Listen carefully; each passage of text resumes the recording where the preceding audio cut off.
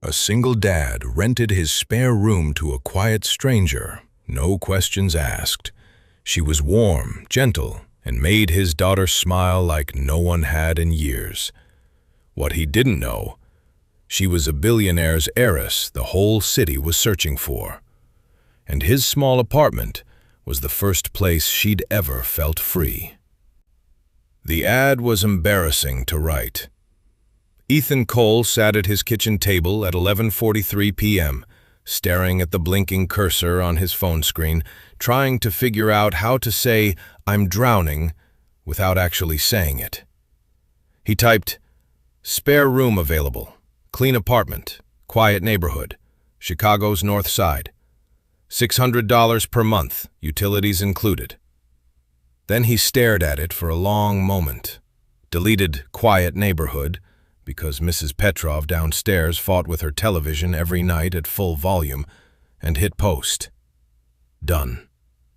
He set his phone face down on the table and pressed his palms flat against the surface like he was trying to keep it from floating away. Around him, the apartment sat in the kind of silence that only arrives after a child finally falls asleep.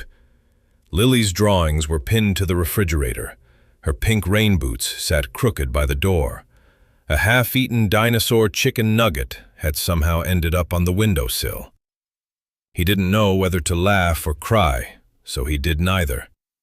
The numbers on his laptop screen told a simple, ugly story. Rent, overdue by 3 weeks.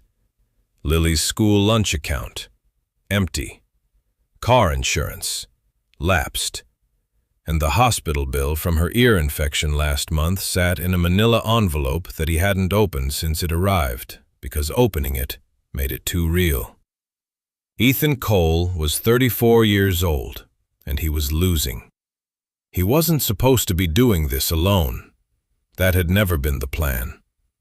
But grief doesn't ask about your plans. It just shows up one Tuesday morning, takes the person you built your whole life around, and leaves you standing in a hospital corridor, holding a child who's asking where mommy went. And you have to find an answer. You have to find one fast. Because she's 4 years old, and she's looking at you, and you are all she has left. That was 2 years ago. He'd managed, barely, stubbornly. But the math had finally caught up with him. His phone buzzed. He assumed it was spam. It buzzed again. Then a third time.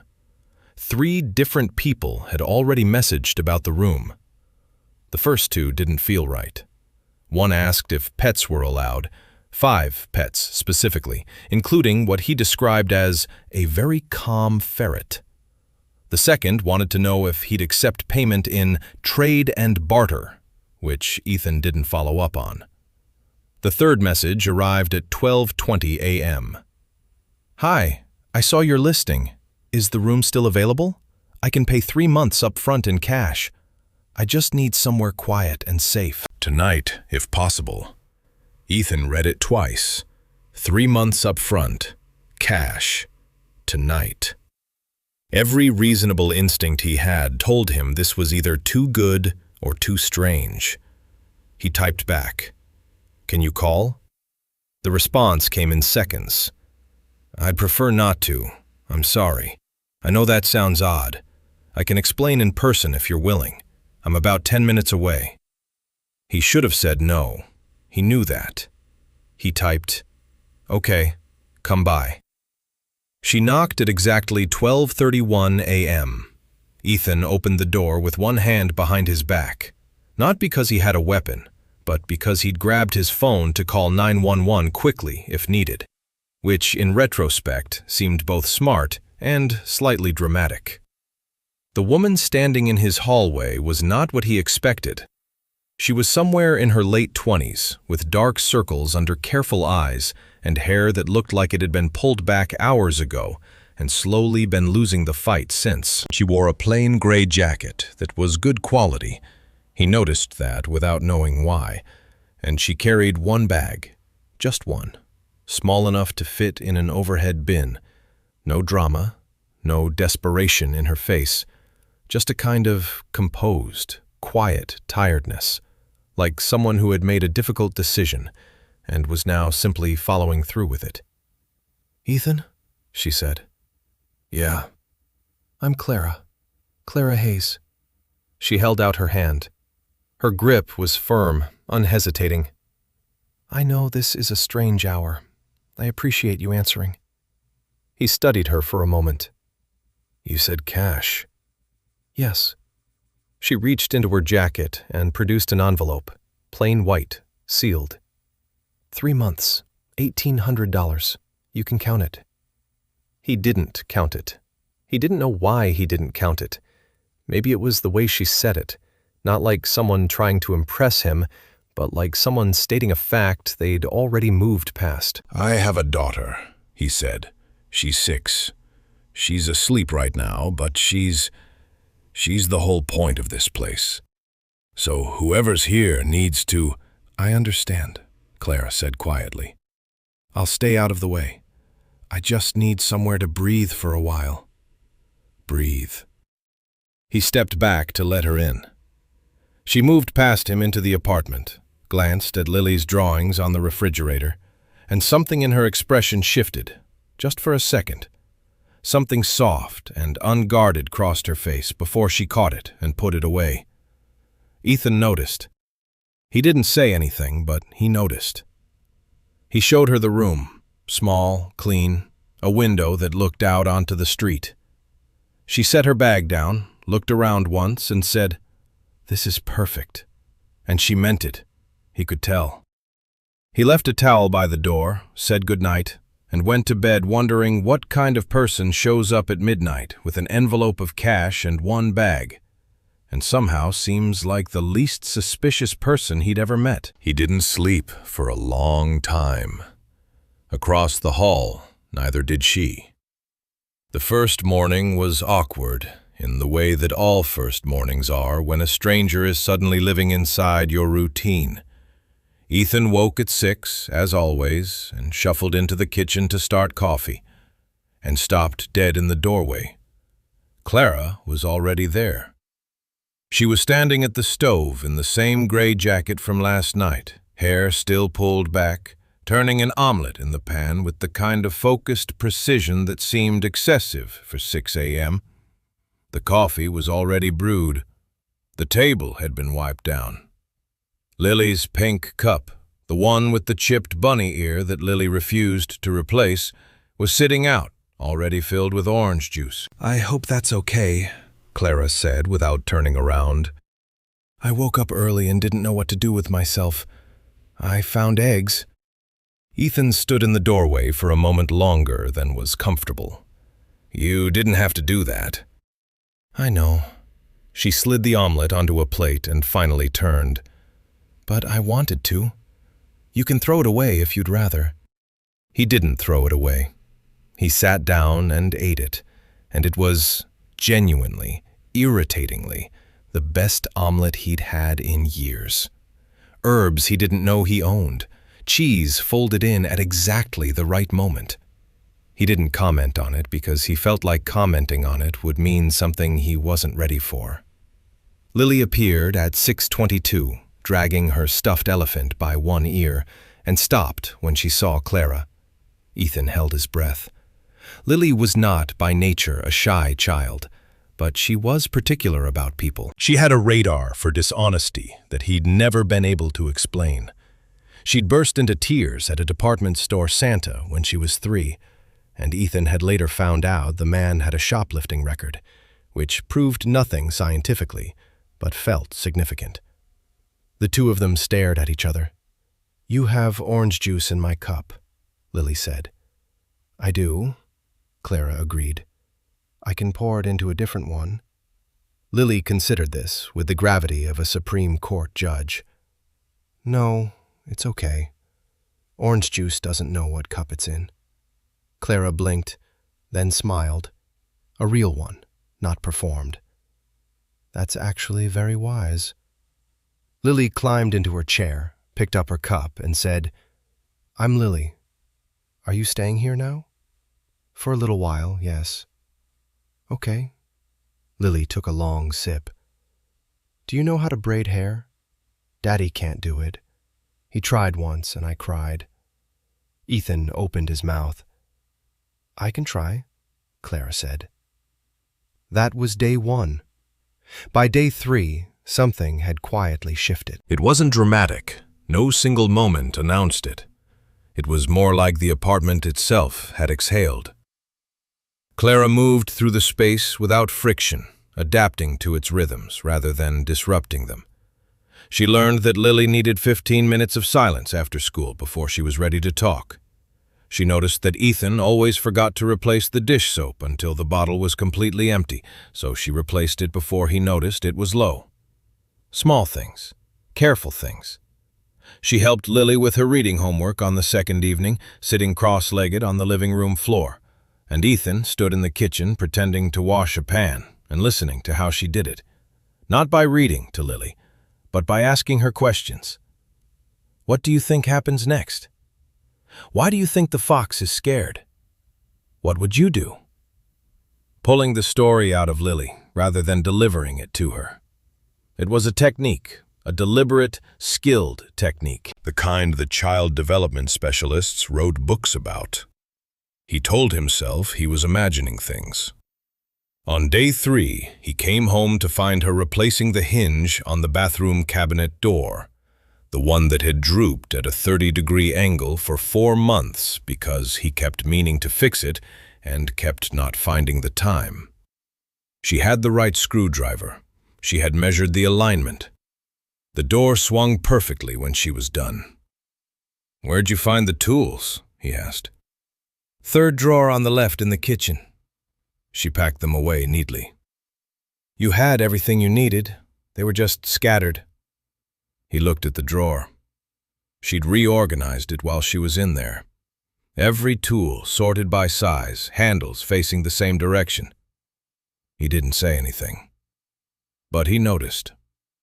On day 4, he took Lily to the park after school, the small one on Belden, with the creaky swings and the mural someone had painted on the handball wall that was supposed to be a sun but looked like an anxious face. Clara came along, at Lily's insistence, carrying a paper bag of cut apple slices because she'd read somewhere, she said, that children performed better physically when they had a slow sugar snack before activity. Read somewhere. Ethan filed that away. The park was busier than usual. A warm afternoon in early October always pulled people out before the cold made the argument for staying in. Lily ran straight for the swings, and Ethan settled onto a bench, and Clara sat beside him with the easy comfort of someone who knew how to exist in silence without needing to fill it. They watched Lily for a while. Then the argument started. 2 fathers, one in a Cubs cap, one in a Patagonia vest, were standing near the sandpit, and the situation had clearly been escalating since before Ethan arrived. Something about a birthday party invitation that hadn't been extended, a slight that had grown in the retelling, and now voices were raised just enough to make the surrounding parents shift uncomfortably and look away in that particularly urban way. The children nearby had gone quiet. Ethan was about to stand. He wasn't sure what he was going to do, but someone had to do something, when Clara was already up. She walked over with no visible urgency, no stiffness in her shoulders. She stepped into the space between the 2 men like she'd been expected, and said something Ethan couldn't fully hear from the bench. But he saw what happened. Both men stopped. Not because she'd been loud, she hadn't. Not because she'd been aggressive. She'd said something, and then waited, with an expression that was calm to the point of being almost unsettling. The Cubs cap man looked away first, then the other. A few sentences more, and it was over. Both men walking in separate directions, the tension deflated like a punctured tire. Clara came back, sat down, and picked up her apple slices. "What did you say to them?" Ethan asked. She thought about it for a moment. "I asked them what they'd want their sons to learn from watching them right now." She paused. "People generally have an answer to that. They just need someone to ask the question." Ethan looked at her sideways. She was watching Lily on the swings, and her face was open and untroubled, like she'd done nothing unusual at all. She hadn't explained where she came from. She'd offered no job, no backstory, no reason for arriving at midnight with an envelope of cash. She'd given him a name and 3 months' rent and very little else. And somehow, in 4 days, she had organized his kitchen drawers, fixed his bathroom cabinet, taught his daughter that orange juice doesn't know what cup it's in, and quietly de-escalated a conflict in under 90 seconds using what appeared to be actual psychology. Clara Hayes was not who she said she was. He didn't know who she was yet. But sitting on that park bench in the thin October sunlight, watching her smile at his daughter like this, was exactly where she was supposed to be. He knew he was going to find out. The cracks appeared slowly, like they always do. Day 5 started with a grocery run. It was a Saturday, which meant Ethan had the morning free before his afternoon shift at the hardware store, and Lily had declared, with the full authority of a 6-year-old who has been thinking about something since Thursday, that they needed to make pasta. Not from a box, real pasta. She'd seen it on a cooking show and had been building a case for it ever since. Clara offered to come. Lily grabbed her hand before Ethan could respond. They took the 22 bus to the Aldi on North Clark, and it was fine, normal, entirely ordinary. Right up until it wasn't. It started in the cooking oil aisle. Ethan reached for the store brand sunflower oil, the one in the yellow bottle that cost $2.80, and Clara, without thinking, without even fully looking up from the list she'd been quietly helping Lily write, said, "You should use cold-pressed extra virgin. The smoke point is more consistent for sautéing, and it actually lasts longer per bottle. So the cost per use is lower even if the upfront price is higher." Ethan's hand paused on the yellow bottle. Clara looked up, registered his expression, and something moved behind her eyes. A quick recalibration. Like someone who just realized they'd spoken in the wrong language. "I mean," she said, "I've just read that somewhere." She kept saying that. "I've read that somewhere." Like she'd gotten all of her knowledge from a magazine she couldn't name. "Sure," Ethan said mildly, and put the yellow bottle back. He picked up the cold-pressed one, $3 more.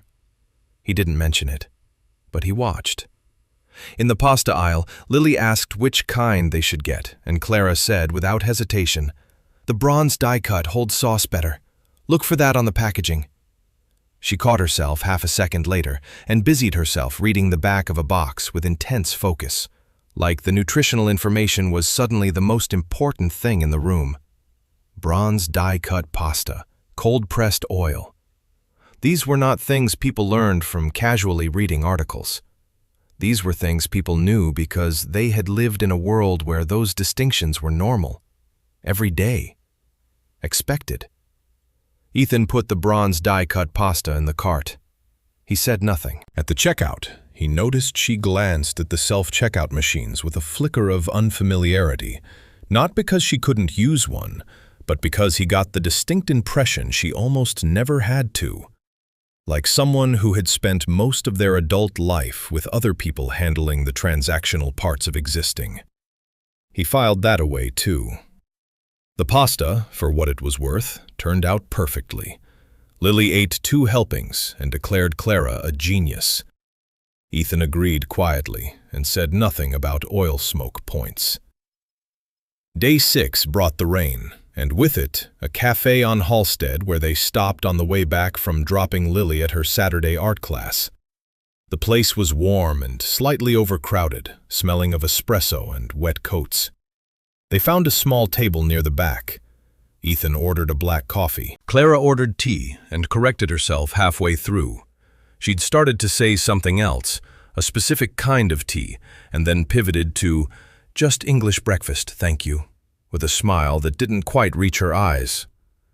They sat in easy quiet for a few minutes. Outside, rain streaked the window, and the city moved past in gray and amber.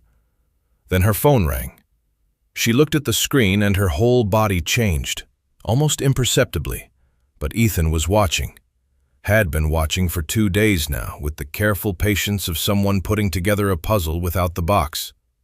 Her spine straightened, her jaw set. She pressed her lips together once, like she was preparing, and then stood. "I need to take this. I'm sorry. 1 minute." She stepped toward the back, near the corridor to the restrooms, and turned slightly away. The cafe was noisy enough that she likely thought she was inaudible. She was not entirely inaudible. Ethan heard fragments, stitched together through the ambient sound of an espresso machine and 2 men arguing cheerfully about football at the next table. "Told you not to call this number." "I don't care what the board decided, Marcus. That's not my—" "If you move forward with the Del Rey acquisition before the audit is complete, I will personally—" A pause. Her voice dropped lower. Then, "I said no. That's final." She came back to the table 40 seconds later, phone already in her pocket, face rearranged into something careful and neutral. "Sorry about that," she said, wrapping both hands around her tea. "Everything okay?" "Fine." The word landed a little too clean. "Old colleague, work stuff." Old colleague? Who talks to old colleagues like that? Who uses the phrase Del Rey acquisition?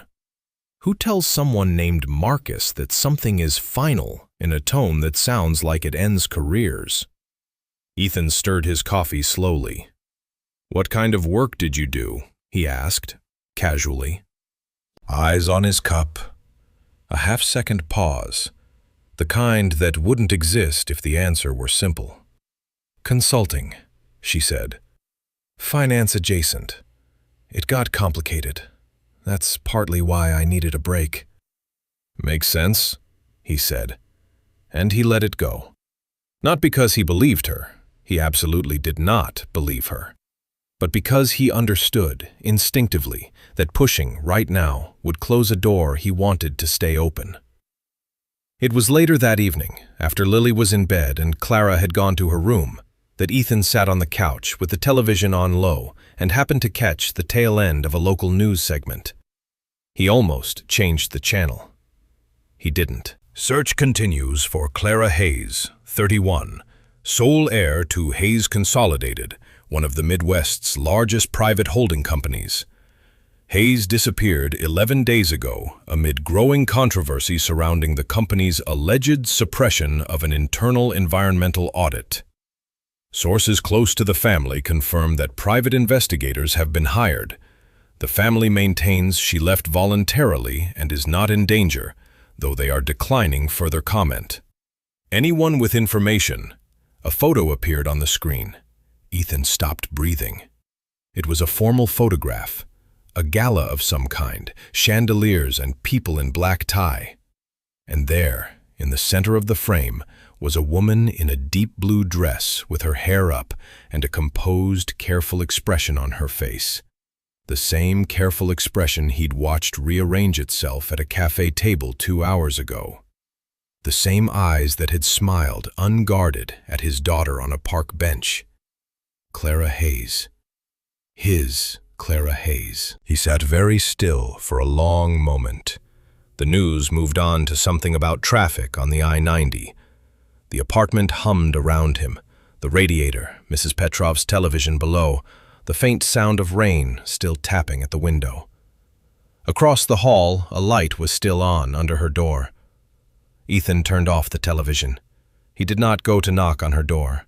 He did not confront her, or call the number on the screen, or do any of the things a reasonable person in this situation might immediately do. He went to bed. And he lay there in the dark, staring at the ceiling, thinking about the way she'd said, "I just need somewhere to breathe," and how, for the first time, those words had a weight behind them he hadn't understood until now. Ethan said nothing the next morning, or the morning after that. He watched her make coffee and help Lily find her left shoe and wipe down the counter after breakfast, and he said nothing. He carried the knowledge like a stone in his pocket, aware of its weight every moment, but not yet ready to put it on the table. He needed to understand it first. And he understood, in some quiet, instinctive part of himself, that there was more to understand than a news segment could explain. So he waited. And Clara moved through day 7 and day 8 with the same careful rhythm she'd built since the first morning. Cooking, fixing, reading to Lily, laughing at Lily's jokes in a way that didn't sound performed. She was either the most elaborate liar he'd ever encountered, or she was something more complicated than a liar. He was starting to suspect it was the second one. On the night of day 8, he couldn't sleep. At 1 a.m. he got up for water and noticed, in the thin light beneath her door, nothing. Darkness. He thought nothing of it. He drank his water and went back to bed. It was only the next morning when he mentioned offhand that Mrs. Petrov's television had been particularly aggressive around midnight, and Clara said, "I must have slept through it," with just a fraction too much ease. That he walked quietly to the coat hook by the door while she was helping Lily with her backpack. Her gray jacket was dry, but her dark navy one, the one she rarely wore, the one that hung behind it, was still faintly damp at the shoulders. She'd been out, in the rain, at night. She went out again on day 9. He was certain of it this time. He didn't follow her. That felt like a line he wasn't willing to cross. Whatever she was doing, wherever she was going, she had her reasons, and tailing someone through Chicago at midnight wasn't who he was. But he noticed the time she returned, 2:17 a.m., according to his phone, when he stirred at the sound of the front door's soft click.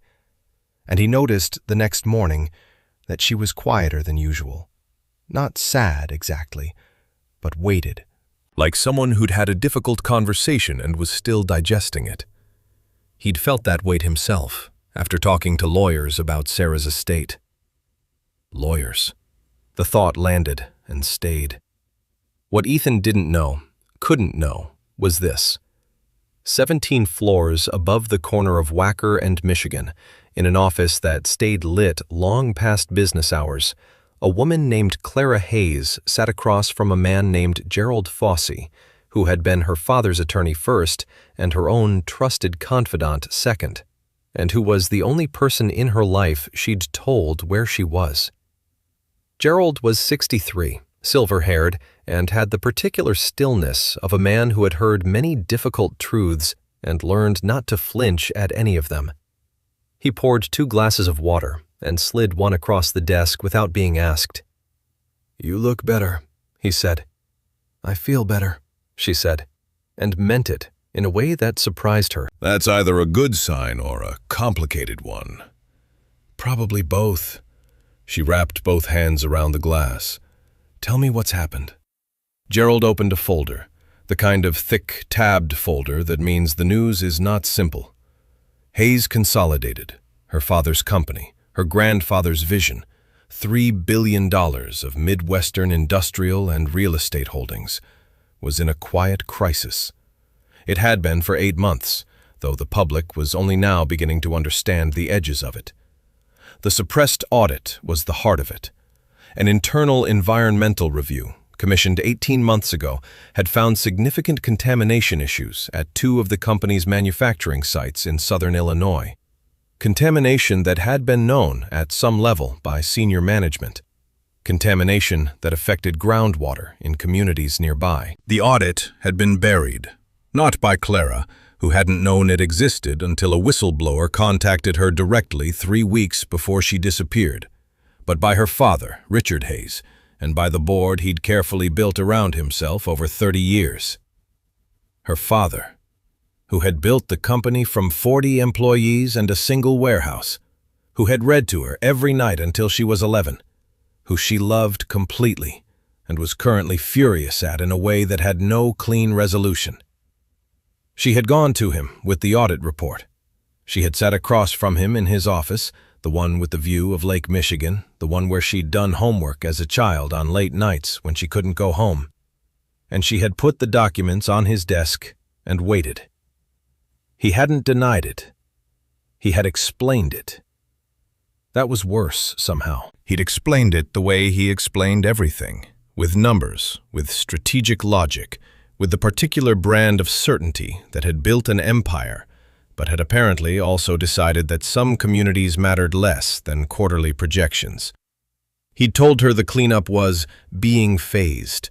He'd told her the risk was being managed. He'd told her that sometimes running something at scale meant making decisions that were uncomfortable. She had walked out of his office and kept walking. That had been 11 days ago. "Your father has increased the pressure on Harlan," Gerald said. Harlan Voss, the lead investigator her father had hired. "He's narrowed the search radius. He knows you're in Chicago." Clara's jaw tightened. "How close?" "North side, he suspects. Not a specific address, not yet." Gerald paused. "Clara, you know I'll protect your location as long as I can. But I'm one person, and your father has resources that I know." She looked out the window at the city below, the lights, the grid of streets, all of it. Somewhere in that grid, a 6-year-old girl with a stuffed elephant was sleeping in a small apartment with chipped paint above the kitchen doorframe, and her father was probably lying awake worrying about a hospital bill in an unopened envelope. The distance between that world and this one, 17 floors, a glass window, a leather chair, felt enormous and paper-thin at the same time. "What do you need from me?" Gerald asked. "I need you to draft something," she said. "A formal proposal, remediation plan for both sites, third-party environmental firm, not one my father has relationships with, full transparency to the affected communities, and a restructured board provision that requires independent ethics review before any audit can be classified, altered, or shelved." Gerald was already writing. "And if your father refuses?" "Then I go public with the original audit." She said it quietly. No drama, just fact. "I've already made copies." Gerald looked up over his reading glasses. "You understand what that means? For the company? For him?" "Yes." She picked up her water glass again. "I also understand what it means for the people whose wells are contaminated." A pause. "Draft it, Gerald. I'll be in touch." She took the stairs down. 17 flights because she needed the time to think, and because she'd been in enough elevators lately that felt like they were closing in. Outside, the rain had softened to a mist. She turned north and walked, hands in her pockets, head slightly down, just another person moving through the city at a late hour. She passed a diner, a pharmacy, a man walking a large, unconcerned dog. Normal things. Real things. By the time she turned onto Ethan's block and saw the light still on in the living room window, something in her chest had loosened slightly. She didn't know why his window being lit made it easier to breathe. She told herself it was just because it meant she didn't have to open a dark apartment alone. She was not entirely honest with herself about that. She slipped her key into the lock as quietly as she could, pushed the door open, and found the hallway empty. The living room light on, and no one in it. She exhaled. She went to a room and lay down without changing, staring at the ceiling. Down the hall, Ethan lay in the same position, staring at his. Neither of them slept well, and neither of them, in the morning, said a word about it. There are moments that don't announce themselves. They don't arrive with music or weather or any of the cinematic signals that something important is happening. They arrive quietly, sideways, dressed as ordinary Tuesday afternoons, and you only understand what they were later when you're trying to explain to yourself why everything feels different. Day 11 was one of those moments. It started with a permission slip. Lily's school, Northside Elementary, 2 blocks east, yellow doors, was holding its autumn showcase on day 11. Parents were invited to watch their children perform a short piece they'd been preparing for 3 weeks. Lily was playing a tree. She had explained this role to Ethan with complete seriousness on at least 4 separate occasions, emphasizing that she had speaking lines and that the tree was very important to the ecosystem of the play. Ethan had promised twice that he would be there at 3 o'clock. At 2:15, his manager called. There was a delivery situation at the hardware store. A supplier had sent 3 industrial shelving units to the wrong address across town, and the crew they'd sent to redirect it had gotten the truck wedged into a loading bay on Clybourne and could not, apparently, resolve this without Ethan physically present. His manager's voice had the particular strained patience of a man who had already tried everything else. Ethan stood in the break room with the phone pressed to his ear and felt the specific, hollow dread of a parent who is about to miss something their child is counting on. He called Clara. He didn't know when that had become a thing he could do, but it had, apparently, without ceremony or discussion, become a thing he could do. "I need a favor," he said. The words came out more tightly than he intended. "And you can say no." "What happened?" he explained, quickly. She listened without interrupting. "I'll go," she said. Before he'd finished, "I'll get there early. She won't miss you walking in. I'll be there by 4 at the latest, maybe 3:45. "Ethan," her voice was calm and certain in the way that had stopped 2 arguing fathers in a park. "Go fix the truck. I've got her." He stood there for a moment, phone warm against his ear, feeling something complicated and unfamiliar, the particular, almost unbearable relief of being caught by someone when you're falling. "Thank you," he said. She had already hung up. Clara arrived at Northside Elementary at 2:50, signed in at the front office as family friend of Lily Cole, and found a seat in the 3rd row of the gymnasium, close enough to see clearly, far enough back not to crowd. The gymnasium smelled like every school gymnasium in America: floor polish and cold air and something faintly like macaroni. Folding chairs had been arranged in careful rows. A paper banner read, "Autumn Showcase," in colors that suggested it had been made by children having a wonderful time. Small construction paper leaves were taped across the front of the makeshift stage. Clara sat with her hands folded in her lap and watched parents file in around her. She had not been inside a school since her own, and her own had been a private institution in Lincoln Park, with heated marble floors and a performing arts center that seated 400. It had looked nothing like this gymnasium. It had felt nothing like this gymnasium. She found she preferred this gymnasium considerably. The lights dimmed, or rather, Mr. Patterson, the music teacher, who was also apparently handling lighting, turned off the 2 overheads nearest the stage, which created a charming and approximate version of theatrical ambiance. The children came out. Lily was 7th in the lineup, wearing a green tunic that Clara recognized from the back of the closet where Ethan had spent 20 minutes searching for it that morning. Her hair was in 2 crooked braids, Ethan's attempt, Clara noted with affection, and she carried a cardboard leaf the size of her torso. She spotted Clara in the 3rd row immediately. Her face did 3 things in quick succession: surprise, relief, and then a smile so wide it seemed to involve muscles that weren't technically part of smiling. She gave a small wave. Clara waved back. Lily's performance, by any objective measure, was extraordinary. Not because she was a technically gifted actor. She was 6, and she forgot one of her lines and compensated by repeating the previous one with more volume, but because she committed to the role of important tree with a sincerity that was genuinely moving. When she delivered her final line, "I give my leaves so that something new can grow," she held the cardboard leaf out toward the audience with both hands like an offering, and Clara felt something happen in her chest that she was not prepared for. It was grief and warmth at the same time.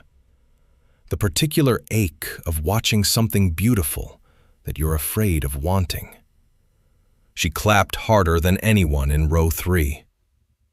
Afterward, Lily found her immediately in the crowd, pushing through a cluster of taller adults with the focused determination of someone who has a specific destination and no patience for obstacles. She grabbed Clara's hand. "Did you see?" she demanded. "I saw everything," Clara said. "Every single moment.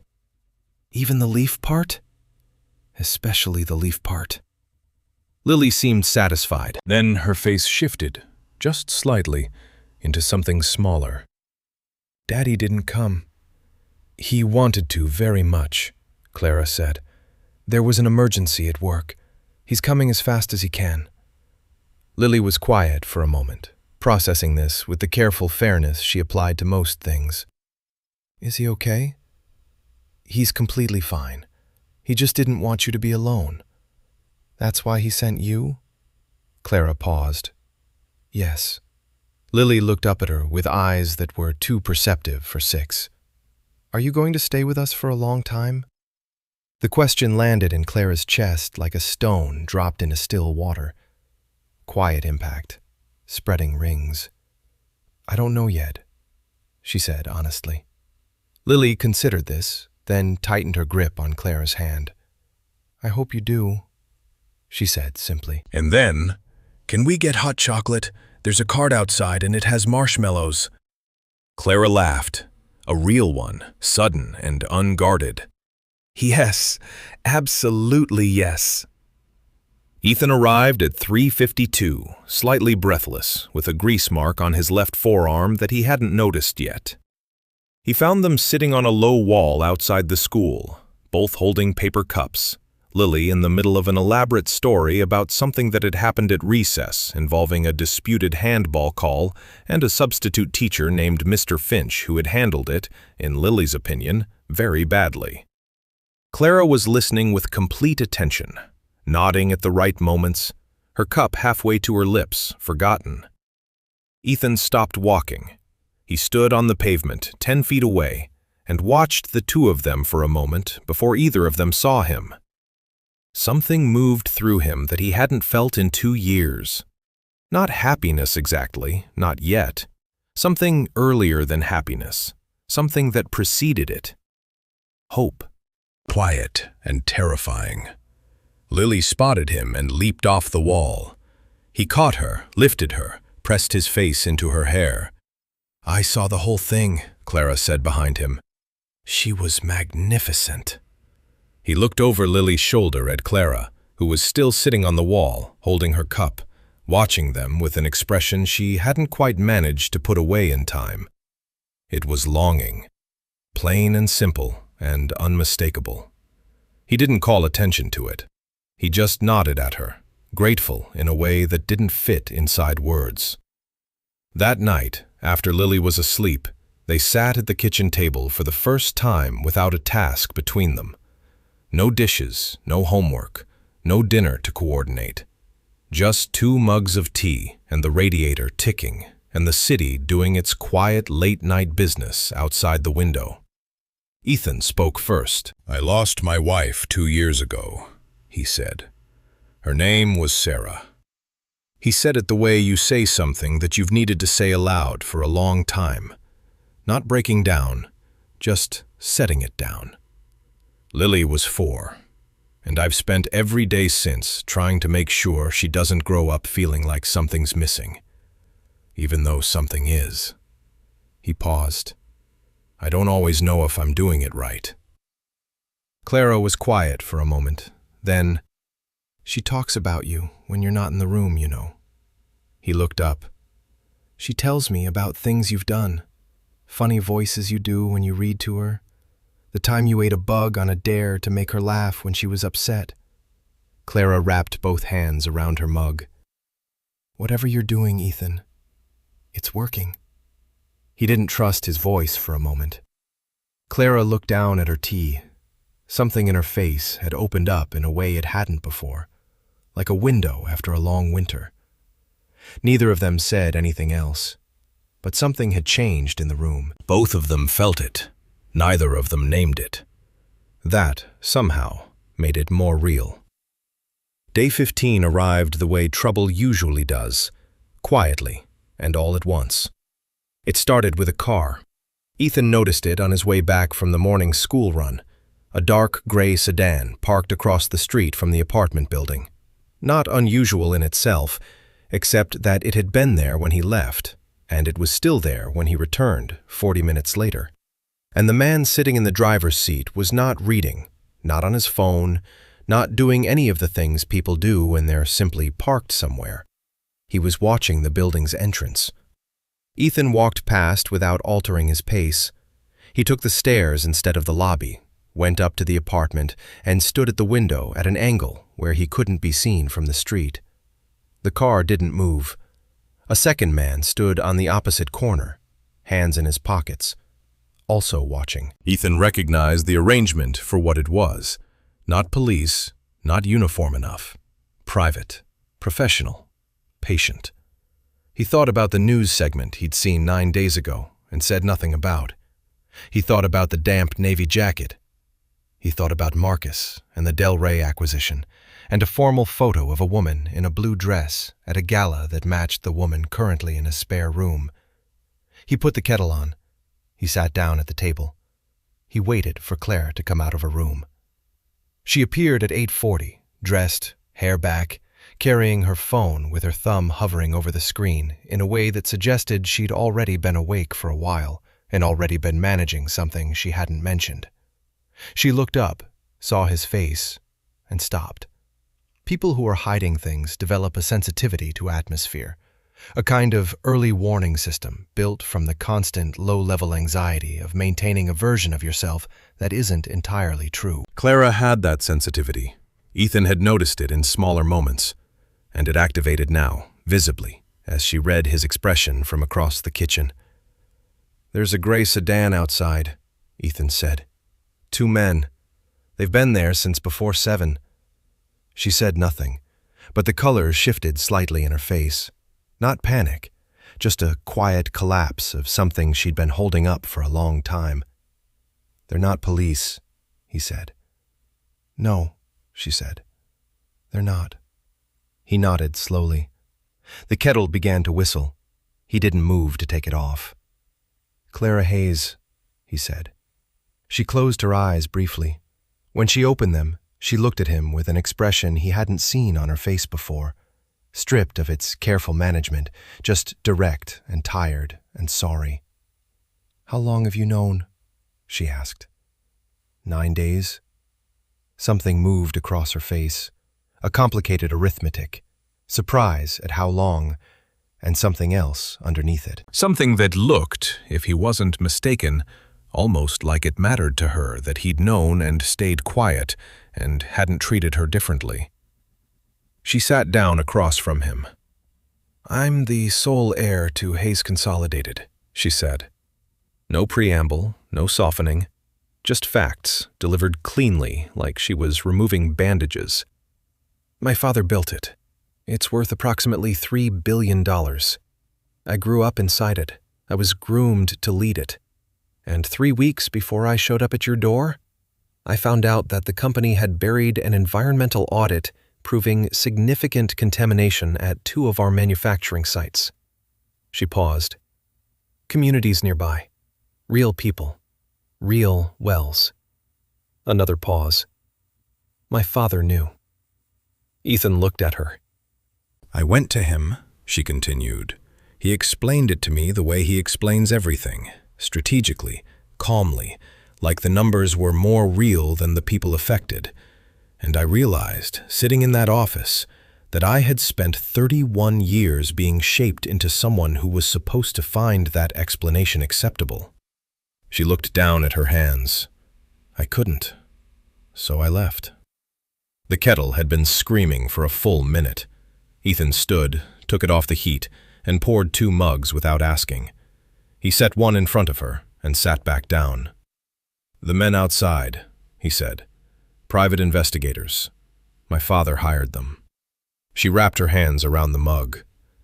"Gerald, my lawyer, told me they were getting closer. I thought I had more time." Ethan was quiet for a moment. Outside, a bus went past. The apartment settled into its usual morning sounds. "You lied to me," he said finally.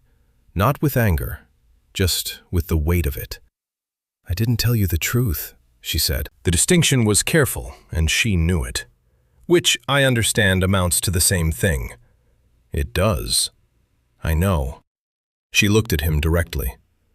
"I'm sorry, Ethan. I told myself it was safer, for you, for Lily, if you didn't know. I told myself that the less you knew, the less complicated it would be if everything fell apart." A pause. "I think I also told myself that if you knew, you'd look at me the way everyone else does." "How's that?" "Like I'm a position, like I'm an inheritance, like what matters about me is the number attached to my name and not—" She stopped, looked away. "Forget it." "Not what?" he said. She didn't answer immediately.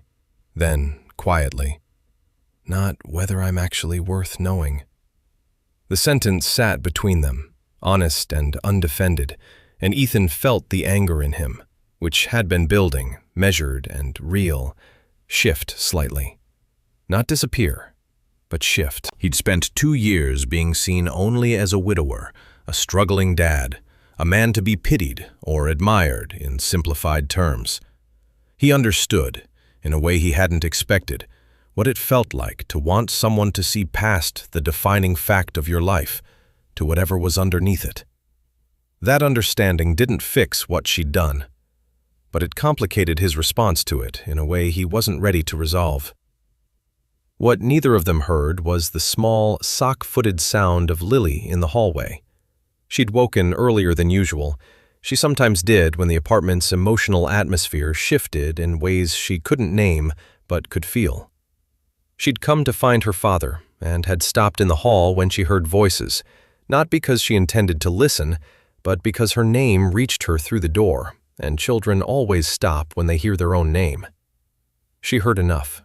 Not everything, not the details about audits or companies or contamination, but enough to understand that Clara had kept something secret. That her father was upset. That the word lied had been used. She stood in the hallway in her socks and her elephant pajamas, holding the stuffed elephant by its ear, and her face did something quiet and painful. A 6-year-old processing the specific hurt of learning that a person you trusted was not exactly who you thought. She went back to her room without making a sound. Outside, the gray sedan hadn't moved. Ethan stood at the window again, looking down at it, while Clara remained at the table. The mug in her hands had gone cold. "What happens now?" he asked. "They'll come to the door eventually," she said. "Or my father will call. He always calls before he acts. He thinks it's courteous." The word landed with a dry, bitter edge. "I won't hide here. That was never the plan. I just needed—" She stopped. "Time," he said. "Yes." He turned from the window, looked at her, really looked, in the way he'd been carefully not doing for 15 days. The composure, the competence, the careful distance she kept between herself and anything that might require her to be known. He'd mistaken it for privacy. He understood now it was armor. Expensive, well-made, and very heavy. "You should have told me," he said. "I know." "Not because of the money, or the investigators, or any of that." He shook his head. "Because you were in my home, around my daughter, and she—" He stopped. His voice had tightened in a way he hadn't intended. "She's already lost one person she trusted. I'm careful about who gets close to her. I have to be." Clara absorbed this without defending herself. She nodded once, slowly. "I understand," she said. And the way she said it, not performing contrition, not negotiating, told him she actually did. He looked at her for a long moment. Then he said, "I need some time." She nodded again. "I'll make arrangements." "I'm not asking you to leave right now." He wasn't entirely sure why he said that. "I'm just saying I need some time." She looked at him, and for a fraction of a second, just before she put the guard back up, her eyes were completely unshielded. "Thank you," she said, very quietly. It was not a thank you for letting her stay. It was a thank you for still being someone who distinguished between right now and forever, for not making a permanent decision in a temporary moment. He went to check on Lily. She was in her room, sitting cross-legged on her bed, the stuffed elephant in her lap, staring at nothing. "Hey, Bug," he said softly. She looked up at him. "Is Clara going away?" He sat on the edge of her bed. "I don't know yet."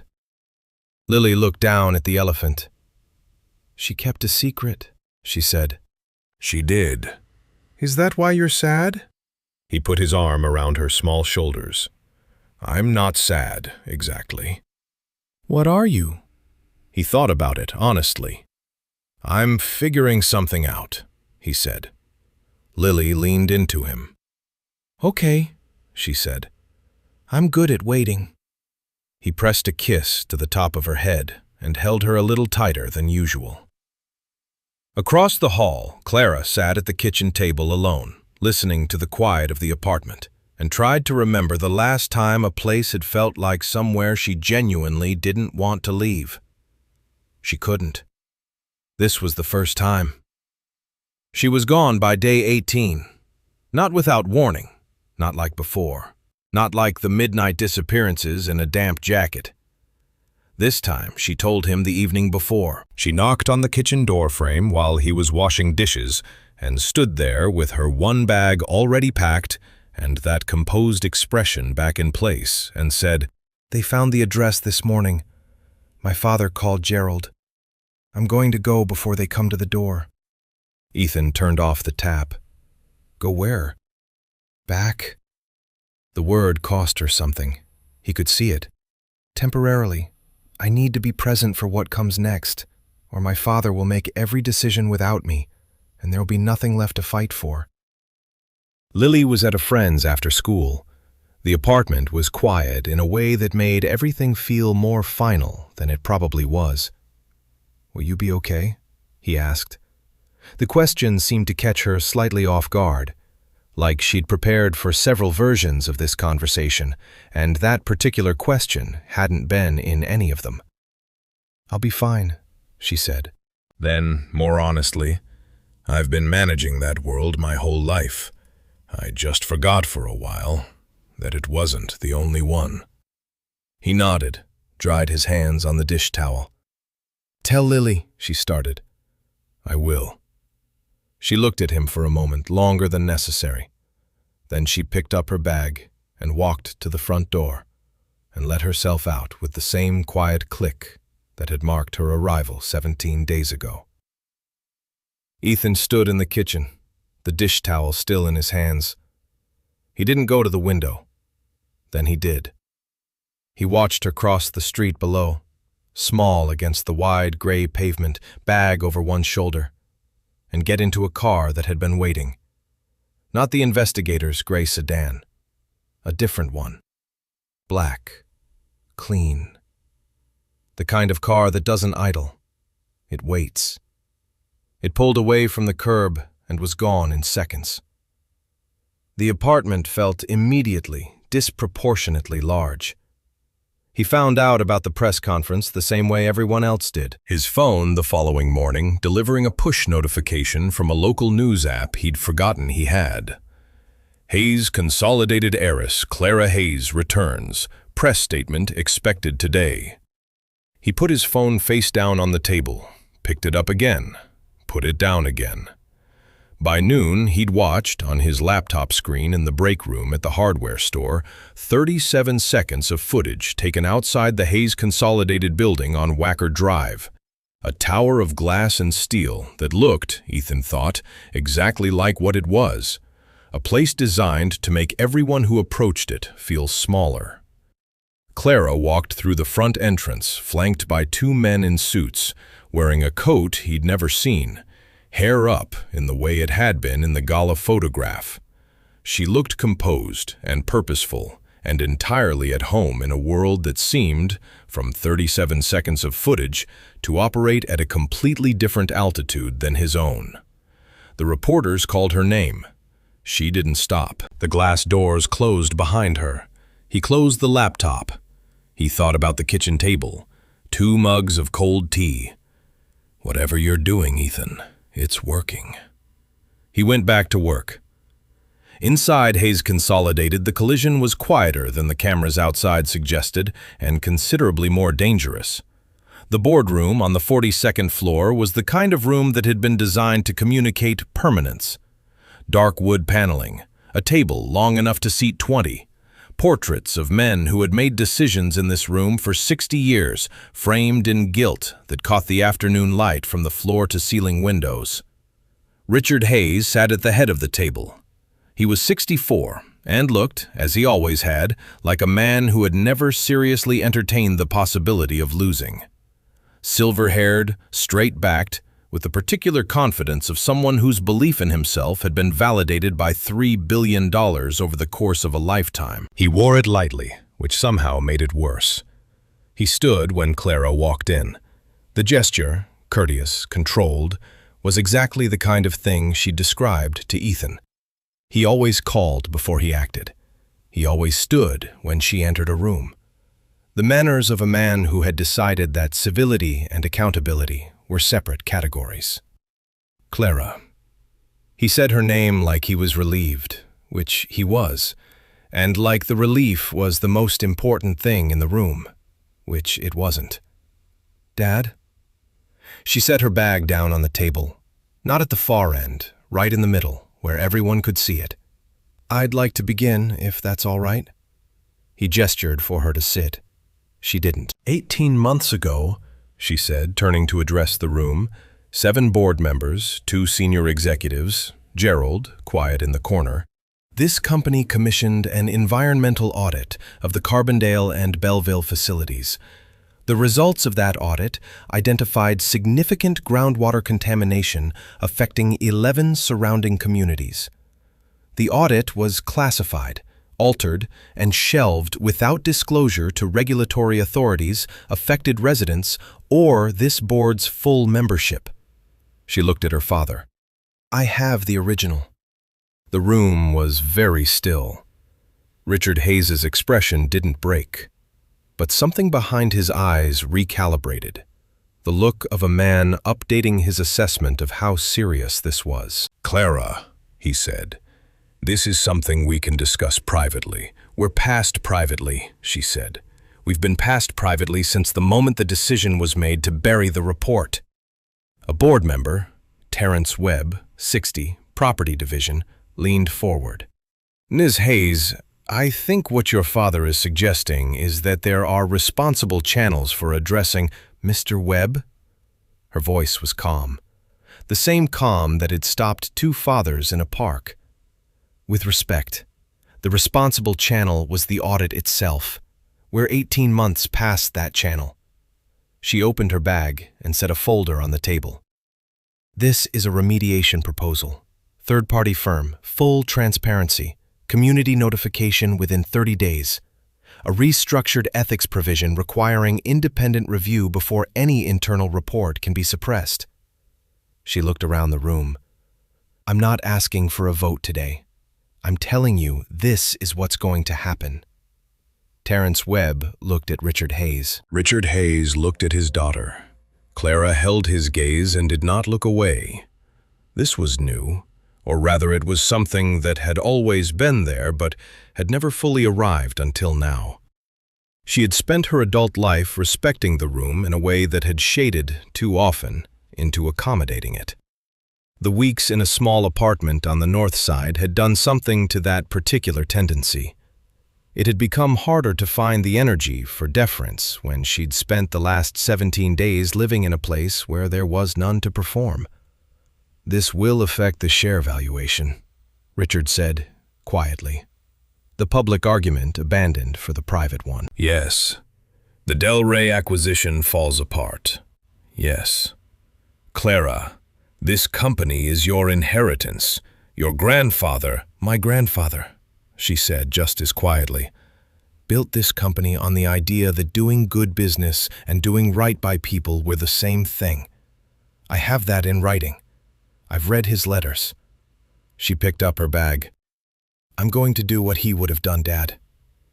I'm just going to do it whether you help me or not." She left the folder on the table and walked to the door. "Where are you going?" Richard asked. "To make a public statement," she said.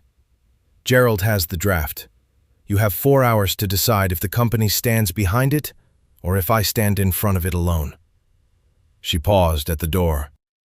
"For what it's worth, I'd rather do this together. That's not a strategy. That's the truth." She walked out. In the corridor, with the boardroom door closed behind her and 42 floors of glass and ambition below her feet, she stopped for just a moment and pressed her back against the wall. Her hands were shaking slightly. She looked at them, made them stop. She thought, for no reason she could immediately explain, about a kitchen with chipped paint above the doorframe, and a 6-year-old who had told her that orange juice doesn't know what cup it's in. She thought about a man who'd known the truth for 9 days and had said nothing. Not to protect himself, but because he'd understood, without being told, that she needed time to be a person before she had to be a headline.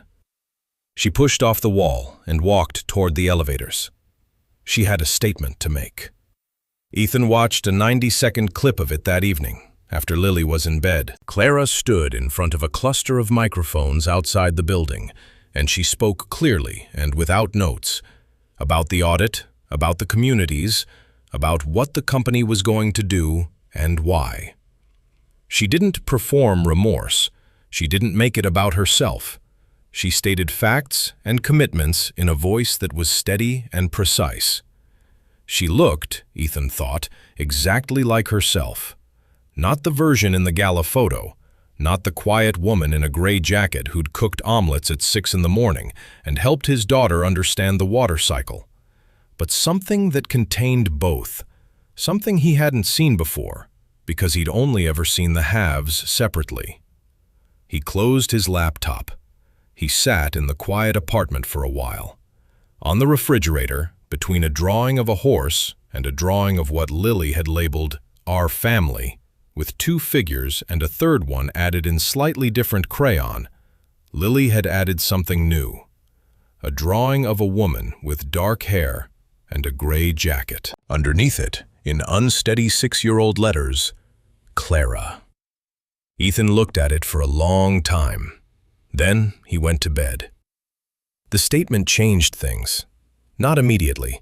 Nothing in the world of corporations and inherited power changes immediately, because the machinery of those worlds is designed specifically to slow things down, to absorb impact, to convert urgency into process. But the statement landed. It was picked up by 3 national outlets by evening and 11 by morning. The comments section of the Hayes Consolidated website, which had previously existed in the dignified obscurity of all corporate comments sections, became briefly and dramatically ungovernable. Clara read none of it. She was too busy with what came after. The 4 days following the statement were the most exhausting of her life, and she'd once survived a 14-hour board meeting conducted entirely in Mandarin, which she'd had to follow through an interpreter while simultaneously taking notes and pretending she wasn't developing a headache. This was worse. The third-party environmental firm had to be selected, contracted, and mobilized. Legal had 47 urgent questions, most of which were actually the same 3 questions wearing different hats. 2 board members threatened to resign. Terrence Webb was one of them, which Clara received as unexpected good news. The Delray acquisition collapsed on day 2, exactly as predicted, and the financial press wrote about it with the breathless gravity they reserved for events that affected people who already had enough money. Richard Hayes said very little. That was the part that kept her up at night. Her father had always been vocal. Opinions arrived from him fully formed and immediately delivered, because he'd spent 64 years in rooms where his opinions were the ones that mattered. His silence now was not the silence of defeat. It was the silence of a man reassessing the board, deciding his next move. She knew that silence. She'd grown up inside it. On the evening of day 22, her father's assistant called to inform her that Richard Hayes would be attending the Meridian Charity Gala, an annual event that the company had sponsored for 15 years, a black tie affair at the Langham that raised money for children's literacy and also, less officially, functioned as a room where Chicago's wealthiest families reminded each other of the social order. Clara had been planning to skip it. She went. The Langham ballroom was everything Ethan's apartment was not. All gilt and candlelight and the soft percussion of expensive cutlery against china. Women in dresses that cost more than 3 months of his rent. Men performing relaxation in the practiced way of people who are never truly relaxed. A string quartet playing something that suggested culture without demanding attention. Clara wore midnight blue, her hair up, the full armor. She worked the room with the efficiency of someone who had been trained for exactly this since childhood. She knew which handshakes mattered, which conversations were actually negotiations, which smiles were genuine and which were architectural. She had always been good at this. She'd simply, somewhere along the way, stopped feeling good about being good at it. She found her father at 20 minutes past 8, standing near the bar with 2 men from the City Planning Commission and a glass of scotch he'd barely touched. He looked at her with an expression she couldn't fully read. "You look well," he said. "I feel well." The 2 commissioners found somewhere else to be. Richard turned to face her fully. "The board met this morning," he said. "I know, Gerald told me." "Webb is leaving. Paulson is staying, conditionally." He paused. "The remediation firm starts Monday." Clara absorbed this. "And the community notifications?" "Going out Friday." He said it without inflection, without offering her the satisfaction of making it a concession, just stated it, like a man who had decided something and was implementing it in the same way he implemented everything, completely. She looked at him. "What changed your mind?" He was quiet for a moment, swirled his untouched scotch. "You did," he said. "Not the statement, not the board pressure." He looked at her with the particular focus of a man choosing his words carefully for once in his life. "You came back, and you didn't flinch. I've watched you in rooms your whole life, Clara. You've always been capable. But you used to look at me when you weren't sure what to do." He paused. "You didn't look at me once." She didn't know what to do with that. It was the closest thing to pride she'd heard from him in years, wrapped inside an acknowledgement of what she'd walked away from. The complicated arithmetic of loving a parent who had disappointed you.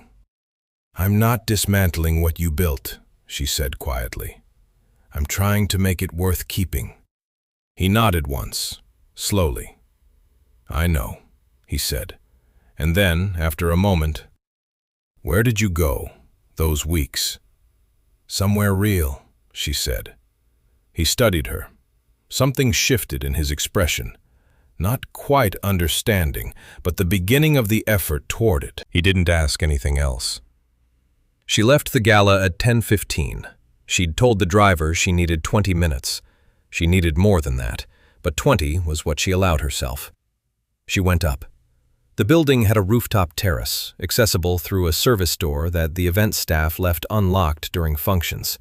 She knew because she'd discovered it at 17, at a gala that had felt suffocating, and had stood up here for 40 minutes, looking at the city until she could breathe again.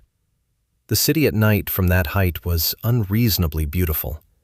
The grid of lights stretching north toward the lake, the dark water beyond the shore, the slow pulse of traffic 20 floors below. It looked, from up here, like something that had been arranged deliberately, like it made sense. She stood at the railing and called Ethan. She hadn't planned to, or maybe she had, in the way that you plan things without admitting to yourself that you're planning them. He answered on the third ring. Clara. Not a question. He'd seen her name on the screen and said it like it was a fact he was confirming. I'm on a rooftop, she said. I don't know why I called. A pause on his end. She heard the quiet of his apartment, the radiator maybe, the particular silence of a place where a child is asleep. How'd it go? He said. She exhaled. My father is implementing the remediation. The notifications go out Friday. That's good. It is. She looked out at the lake. I wanted to tell you something. I've been trying to figure out how to say it for a few days. He said nothing. He was good at that, good at making space without pressuring it. I'm sorry I didn't tell you the truth, she said. Not because of how it ended up, but because you deserve to know who was in your home, who was around Lily. She paused. I told myself I was protecting you, but I think I was protecting myself. From the moment someone knows who you are and decides you're not worth knowing because of it. A long silence. I want to be clear about something, Ethan said. His voice was careful and even. I'm not angry about who you are. I was angry because you didn't trust me with it. I know. There's a difference. I know that too. She pressed her free hand flat against the cold railing. I know it now more than I did 3 weeks ago. Living in your apartment taught me. She stopped, started again. You see people, Ethan. You look at them and you actually see them. I'm not used to that. Another pause. Then he said quietly, I see you. 2 words. Simple and exact, and more disarming than any version of that sentiment she'd ever been offered by men in ballrooms with expensive intentions. She looked at the city for a moment without speaking. Lily drew you on the refrigerator, he said. I thought you should know. Something happened in her chest that she'd stopped trying to name. I'd like to come back, she said. Not out of necessity, not because I need the room. She was quiet for a moment. Because I want to, if that's something you'd consider. The pause that followed was the longest of the conversation. She waited. The wind moved across the rooftop. Below, the city continued its late-night arrangements. I'd consider it, he said. Not yes, not a promise. Something more honest than both. A door left open by someone who had been careful about open doors since the day he stopped being able to afford carelessness with them. It was enough. It was more than enough.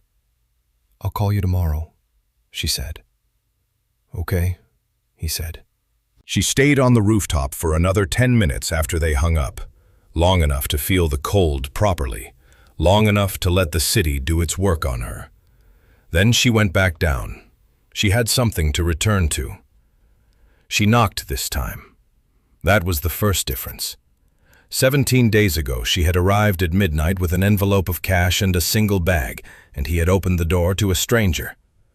Now it was a Tuesday afternoon, 11 days after she left, and she stood in the hallway with the same bag and knocked.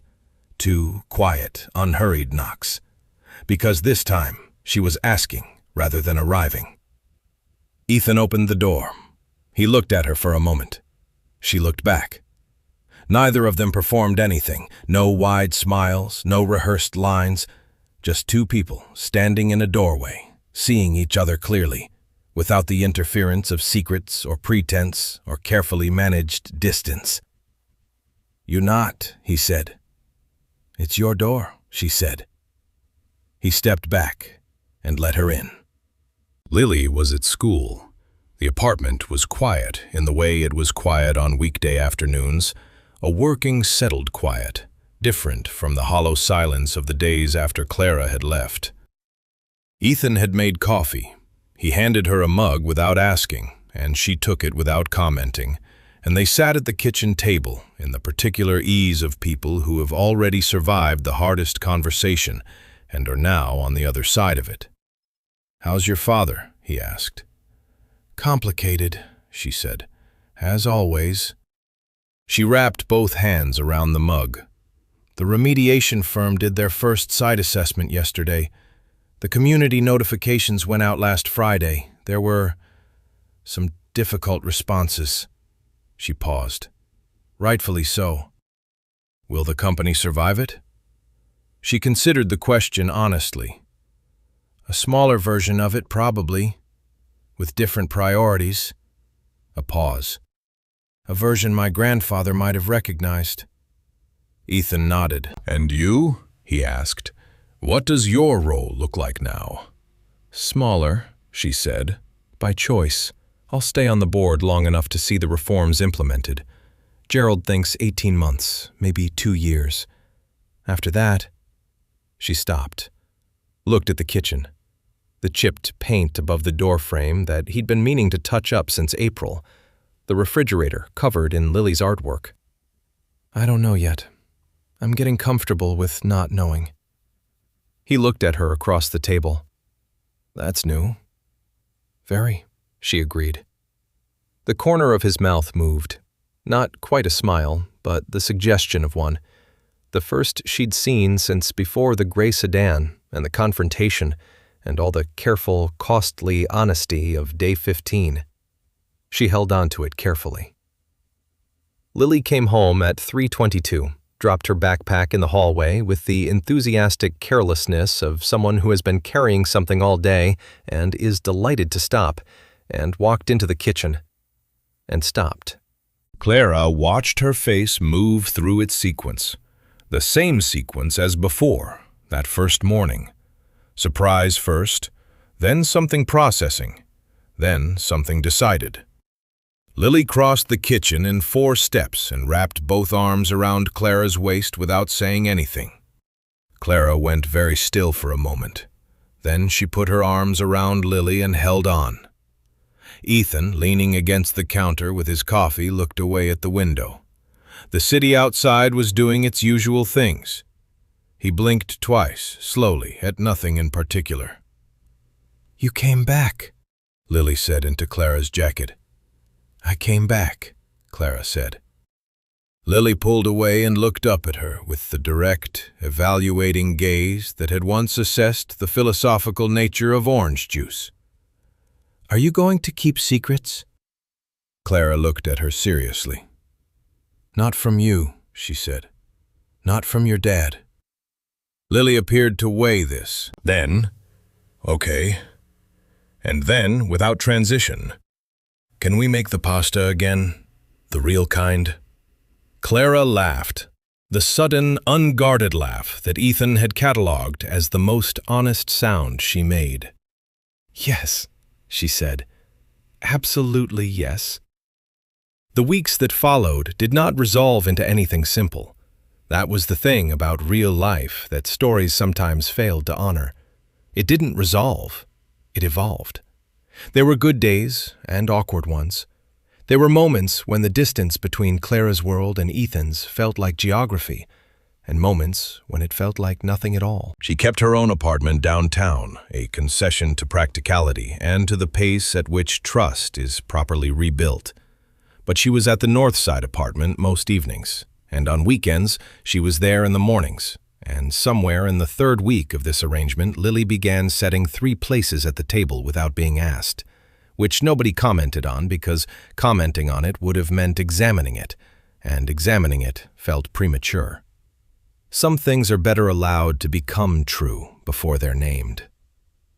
Clara attended board meetings on Tuesday mornings and helped Lily with reading homework on Tuesday evenings, and did not find these 2 facts contradictory.